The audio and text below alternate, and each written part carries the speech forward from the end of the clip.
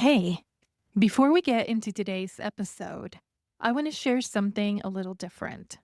On May 28th, I'm going to be in the Denver area for an Amiga's coffee talk at Side Pony Coffee and Cocktails. And this one is not a finance workshop. It's a real conversation about identity, life transitions, and what it actually looks like to build a business that fits your life, not just your resume. We're talking about the stuff I don't always get to talk about on this show. If you're a woman building something with intention, I would love to see you there. Seats are limited, so grab yours at the link in the show notes. And let's get into it.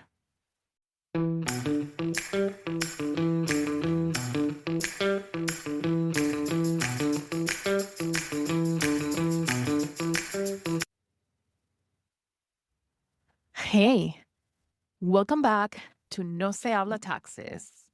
I'm Melissa Armstrong, CPA and fractional controller, and I am here to talk about the money stuff nobody else wants to say out loud. Today's episode is a little different. We're not going to open a spreadsheet. We're not going to talk about reconciliations or revenue recognition. We are going to talk about feelings. I know, but stick with me. Because what I have learned after years of sitting across from agency founders looking at their numbers is the math, it's almost never the problem. The feelings about the math, oof, that's where everything gets stuck. Can I tell you something I see all the time? A founder will book a $40,000 project, send the invoice, the client pays, and instead of feeling good about it, they immediately start worrying. Oh my gosh, is it enough? Did I charge too little? What if they think it's too much next time? What if the work doesn't land and they ask for a refund? $40,000 just came in the door and they are stress eating crackers at 11 p.m., wondering if they're about to lose everything. My friend, that's not a cash flow problem. That is a mindset problem. And it is so common. I've seen it in clients. I am guilty of it myself. And I've never really seen anyone in the financial world talk about it seriously within a business context. So you and I talk about it. Here is what I want you to understand. Every financial decision you make as a founder is pretty emotional. Of course it is. Every single one. How you price your services, whether you hire that next person, whether you say yes to a client who has bad energy, but a big budget, whether you look at your P&L or avoid it for 3 months. These are not purely logical decisions. We wish they would be, but they never were. And the financial industry has done a terrible job of acknowledging that. Have you heard of this saying, it's business, it's not personal? Sure, there is some truth to it, but as a founder, your business, it's personal to you. And we just need to honor that. Instead, we hand you a spreadsheet and say, here, these are your numbers. And then we wonder why nothing changes. And that is because numbers do not change behavior. Emotions are the ones driving behavior. Numbers are just telling you what has already happened. So, what are the emotional drivers that show up the most in agency finances? In my experience, it comes down to a few things: fear of not being enough, fear of charging too much, fear of being found out, imposter syndrome, basically, with a budget attached to it. And on the flip side, there's also excitement that overrides judgment. You land a big client, you're riding high, and you say yes to terms you never would have accepted on a normal Tuesday. Both of those are emotional responses running this show. And until you name them, they will keep running this show. Now, let's talk about avoidance because it's another thing that I see a lot. Not ignorance, avoidance, and there is a difference. Ignorance is, I don't know what contribution margin is. Avoidance is, I know I should look at my numbers. I know I should look at my books. And I've had the tab open for 6 weeks and I just don't click on it. Founders avoid their numbers because looking at the numbers makes it real. And real is scary. If you don't look, you can still believe it might be fine. If you look and it's not fine, well, now you have to deal with it, right? And I get that, truly. I've been there myself. But here's what that avoidance costs you: it costs you the one thing that would actually make you feel better, which is knowing, really knowing, not best guessing from anxiety. Anxiety fills every single gap. If you don't know your cash position, your brain invents the worst version. If you don't know your profit margins, you assume every project is a disaster. The data is almost always less scary than the story your brain is telling. Almost always. Now, pricing. My favorite topic that none of us want to talk about. Sure, I'll talk about it for your business, but I even have issues talking about it for my own business. I have worked with so many agency founders who are undercharging, not because they don't know the market, not because the work isn't worth more, because they are afraid. Afraid the client will say no, afraid that they will lose the relationship, afraid that they're not worth it. Fear based pricing looks like this: you do the math, you figure out what you need to charge to actually make money, and then you lower it just a little, just to feel safer, just to make sure that they say yes.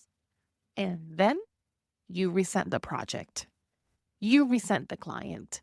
You overdeliver because you feel like you have to justify the number that you already made too small. And I have seen this so many times. It is a cycle, and it starts with an emotional decision, not a logical one. Here's a reframe I want to offer you: your price is not a reflection of your worth as a person. It's not. It is a reflection of the value you deliver and the business you need to run sustainably. When you underprice out of fear, you are not being humble. You are making a business decision that will cost you in margin, in capacity, and in the kinds of clients that you attract. Price from your numbers, not from your fear. So, what does a healthier relationship with money actually look like in practice? Because I don't want to just diagnose you and leave you there. First, regular exposure. This sounds simple, and I mean it simply. The more often you look at your numbers, the less scary they get. Weekly is ideal, even just 10 minutes. Just look. You're not analyzing, you're not fixing, you're just getting used to the fact that the numbers exist and that they are just numbers. Second, and this is a little bit harder, Separate the data from the story. Your bank balance is a number. What you tell yourself about that number is a story. Learn to notice when you're in story mode versus data mode. Third, get support that actually fits. For some founders, that's a therapist who understands entrepreneurship. For others, I have that. It's a peer group when you can actually talk about money without pretending everything is fine. For a lot of my clients, it's having a fractional controller slash advisor like me who can translate the numbers and sit with them through it. You don't have to do this alone. And you don't have to figure out the emotional stuff before you look at the financial stuff. You can do both at the same time. Here's the shift I want for you from fear driven decisions to data driven ones. Fear driven looks like, oh, I'll just take whatever comes in. I'm scared to say no. I don't know my numbers. So I'll just work harder and hope it all evens out. Data driven looks like, I know my baseline. I know what I need to break even. I know which clients and which services actually make money. So when I make a decision, I am making it from information, not from a story I invented at midnight. That doesn't mean the emotions go away. They won't. You're still human and you still feel nervous about a big proposal. You'll still have moments of WTF is happening with my cash flow. But when you have the data, you can reality check the emotion. You can say, okay, I feel scared. And the numbers actually say I am doing well. Or I feel fine, but I'm the Lulu. And the numbers are saying I need to pay attention. The data becomes the thing that anchors you instead of the anxiety. And that to me is what financial health actually looks like in a small business. Not having perfect numbers, having a relationship with those numbers. All right, that's it for today. If any of this felt uncomfortably relatable, that means it landed the way I hoped.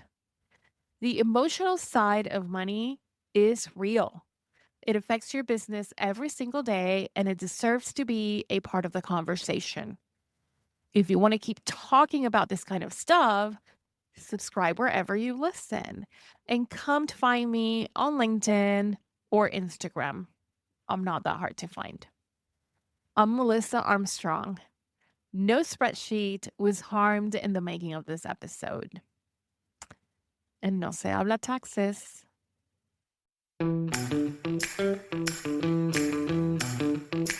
Hey, before you go, if anything we talked about today made you realize you're not totally sure where your business stands financially, that's exactly what No Se Habla Confusion is for.